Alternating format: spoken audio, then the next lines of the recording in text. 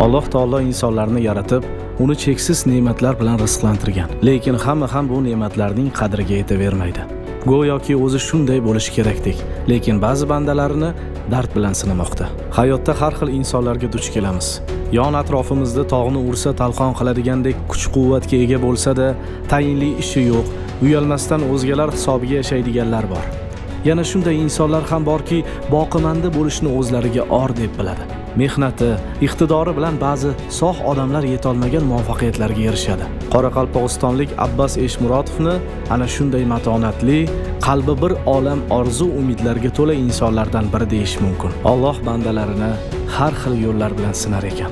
2022-yili attestat olgandan keyin O'zbekiston Respublikasi Jismoniyat tarbiya universiteti Nukus filialiga shaxmat yo'nalishi bo'yicha o'qishga topshirdi.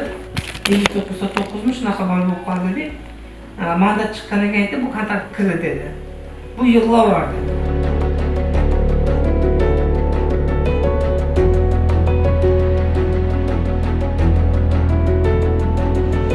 Hozirgi qahramonimiz Abbos mana shunday dard chekib, qo'l oyog'i ishlamasa ham o'z kuchi bilan, o'z aql idroki bilan katta yutuqlarga, katta muvaffaqiyatlarga erishmoqda.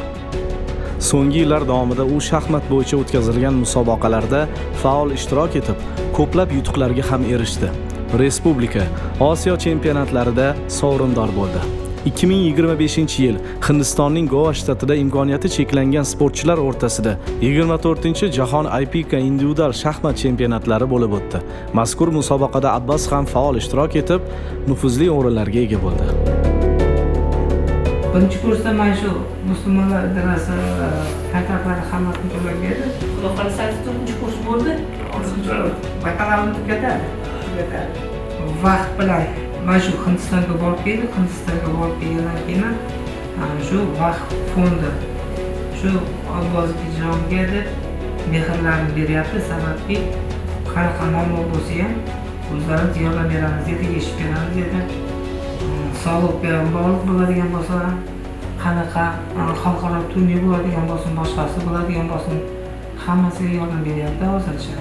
Qahramonimizning o'zi ham, uning otasi ham farzandining sog'ayib ketishidan va kelajakda yurtimiz bayrog'ini ko'klarga ko'tarishidan umidvor.